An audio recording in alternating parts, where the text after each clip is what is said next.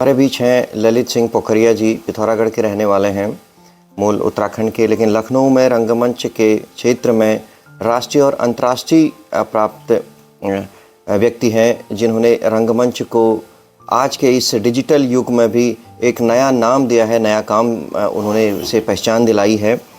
और आज हल्द्वानी में हैं और हम आपसे बातचीत करेंगे। अब तक आपने तमाम नाटकों का निर्देशन किया है जी। वर्तमान में सबसे बड़ा नाटक कौन सा है जिस पर आप काम कर रहे हैं? जी, इस समय पिछले 2-3 वर्षों से एक परिकल्पना मेरे इस परिकल्पना को वित्तीय स्तर से और स्तर से सामने लाने के लिए सहयोग दे रहे हैं। वो है रामचंद्र जी के जीवन के 3 प्रसंगों पर मैं 3 नाटक लिख रहा हूँ और लगभग लिख चुका हूँ। पहला है त्याग प्रेमी राम, दूसरा है शांति प्रेमी राम, तीसरा है प्रजा प्रेमी राम। आज के युग में जो राम के जीवन और उनके जीवन से जुड़े हुए संदर्भों को लेकर तमाम बहसबाजी चल रही है, उनके अस्तित्व को ही नकारा जा रहा है या काल्पनिक कहा जा रहा है। लेकिन भले मानुष इस ओर ध्यान नहीं दे रहे हैं। चलो हम एक बार तुम्हारी बात मान लेते हैं, चलो भाई काल्पनिक है, जबकि सारे भौगोलिक संदर्भ मिल रहे हैं, सारी चीजें प्रमाण मिल रहे हैं। काल्पनिक भी है तो उनके राम के चरित्र को जो गढ़ा गया, आप एक फिल्म की कहानी को तो पूरी दुनिया के स्तर पर अगर आपको पसंद आती, पूरी दुनिया को आंदोलित करने वाला बता देते हो और दुनिया के लिए अनिवार्य बता देते हो काल्पनिक फिल्म की कहानी को। तो राम के जीवन को भी अगर काल्पनिक भी मान रहे हो तो राम के जो महान आदर्श हैं, वो आदर्श केवल वाणी के नहीं, उन्होंने अपने जीवन में उतारे हैं, त्याग संघर्ष झेला है। उन आदर्शों की बात क्यों नहीं करते हो जो आज के समय के लिए अनिवार्य हो गए हैं? तो इन बातों का एहसास करके मैंने रामचंद्र जी के जीवन के वनवास वाले प्रकरण को चुना, जिसमें वो सब कुछ नैतिक अधिकार होते हुए भी माता पिता के कहने पर बड़े सहर्ष मनोदशा में राजपाट त्याग के 14 वर्ष तक बन जाना स्वीकार कर लेते हैं। तो ऐसी इतना थोड़ी है, कोई योजना होगी उनकी। सीता जी का हरण 13.5 वर्ष बाद हुआ था। 13.5 वर्ष तक राम ने वन में क्या किया, क्या प्लानिंग थी उनकी व्यक्ति निर्माण की, समाज निर्माण की और मानवीय संवेदना को जो वेदों में कहा गया है उसको पोषण देने की। क्या कहा है वेदों में? संगच्छध्वं संवदध्वं संगो मनासि जानताम देवा भागम यथा पूर्वे संजाना न उपासते समानी च आकुति समानी हृदयानि व समानमस्तु वो मनो यथा व सुसहासति। सभी मनुष्य समान हो, सबके विचार एक हों, सभी लोग अच्छे मानव कल्याण के उद्देश्य के लिए परस्पर सहयोग करें, परस्पर विपरीत विचार वाले भी मानव कल्याण के लिए एकमत हो जाएं। ऋग्वेद की ये ऋचाएं हैं, ये राम ने अपने जीवन में उतारी। जो आज कहा जाता है कि तमाम वर्ण भेद, शोषित, दलित, ये सब है जो अस्तित्व में, बात सही है। लेकिन राम ने राजपाट त्याग कर दूर वनों में, वन प्रांतरों में, ग्राम प्रांतरों में बने हुए दीनहीन और आसुरी अत्याचारों से शोषित जनों को गले लगाने की तपस्या की। वन वन भटके वो सबको गले लगाने के लिए, सब में मानवीय संवेदना का रिश्ता जोड़ने के लिए, उनका मनोबल ऊंचा करने के लिए कि आप भी किसी मानवीय सामर्थ्य से च्युत नहीं हो, वंचित नहीं हो। आप भी वही हो जो मैं हूँ, मैं भी वही हूँ जो आप हैं। हम सब मिलकर एकजुट होकर अपनी मानवीय अस्मिता, मानवीय पुरुषार्थ को याद करके आसुरी संपदा का, आसुरी अत्याचारों का अंत कर सकते हैं। और 13.5 वर्ष तक राम ने ये किया। इसको आपने किस रूप में, किस नाम से इनको इसको प्रदर्शित किया हुआ है? इसको नाटक का नाम मैंने रखा त्याग प्रेमी राम जी, इस वाले नाटक का।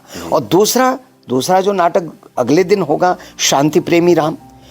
इतना होते हुए भी जब 13.5 वर्ष बाद सीता जी का हरण हो गया तो जिन वनवासियों ने इसके साथ राम ने भ्रातृत्व स्थापित किया था, एकात्मता स्थापित की थी, उनको भी न एक दिन आसुरी संपदा के विरुद्ध संघर्ष करना ही था।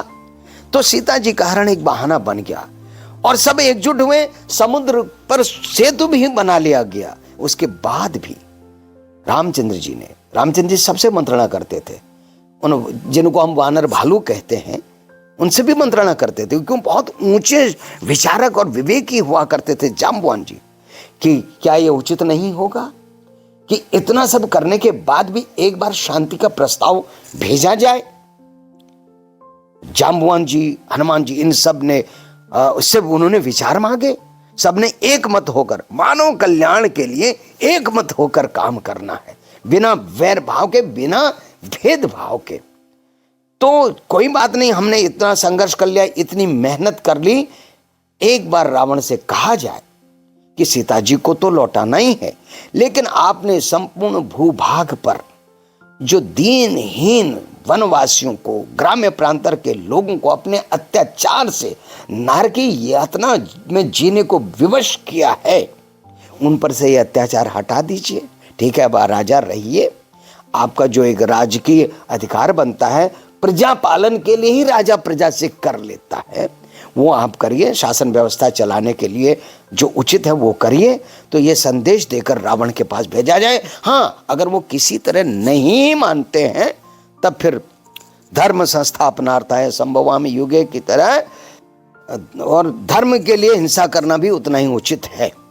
धर्म यानी हमारे यहाँ धर्म का मतलब ये पूजा पद्धति से नहीं, मतलब धर्म का मतलब मानवीय संवेदना की और सार्वभौम एकात्मता की, सृष्टि और जीवन के नाभिनाल बंधन को स्थापन करने के लिए जिस दिनचर्या, व्यवहार और आचरण की आवश्यकता होती है, उसका पालन करना धर्म है।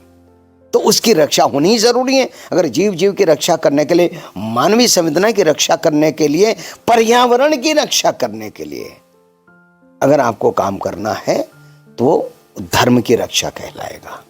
इसको तो आपने, जी हाँ, ये बात हमने अपने नाटक के संवादों में रखी है जी। और इस नाटक का नाम मैंने रखा है शांति प्रेमी राम। और इस राम कथा माला का तीसरा नाटक है प्रजा प्रेमी राम। इसमें मैंने सीता जी का परित्याग कर उनको वाल्मीकि आश्रम में भेजने वाले प्रकरण को केंद्र में रखकर अपने कथ्य को स्थापित करने का प्रयास किया है। हालांकि तमाम सारे लोग ये भी कहते हैं कि नहीं, वो धोबी वाला प्रकरण काल्पनिक, वो नहीं हुआ था, लेकिन आधे से ज्यादा लोग तो इसीलिए राम को लांछित कर रहे हैं, है ना? बिल्कुल। तो अब मैं ये सोचने के लिए सामने रखता हूं जनता के कि एक व्यक्ति अपने समाज के एक व्यक्ति के कहने पर अपनी पत्नी को निष्कासित कर रहा है, क्या ये उसके लिए सुख की बात होगी? कभी नहीं। कितने दुख की बात होगी। और क्या वो ये नहीं जानते थे कि कोई बहुत मैं अच्छा काम नहीं कर रहा हूं, इसके लिए तो मुझे युगों तक लांछना मिलने वाली है? क्या वो ये नहीं जानते थे? उसके बाद भी उन्होंने कहा कि राजा तो प्रजा के लिए होता है, उसका निजी जीवन तो कुछ होता ही नहीं है, न उसकी कोई पत्नी, न वो खुद के लिए है। तो अपनी इस भावनाओं का, अपने प्रेम का तो उसने गला घोंटना ही है, बिल्कुल निर्दयता के साथ, ताकि वो प्रजा धर्म का निर्वहन कर सके। प्रजा के एक बहुत निचले पायदान के व्यक्ति के मन में भी अपने जीवन की इतनी त्याग तपस्या के बावजूद उनके प्रति ऐसा कलुष भरा है।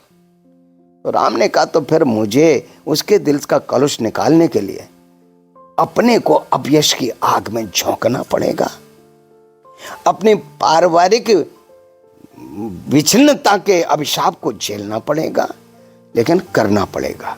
तो इस नाटक का नाम मैंने रखा प्रजा प्रेमी राम।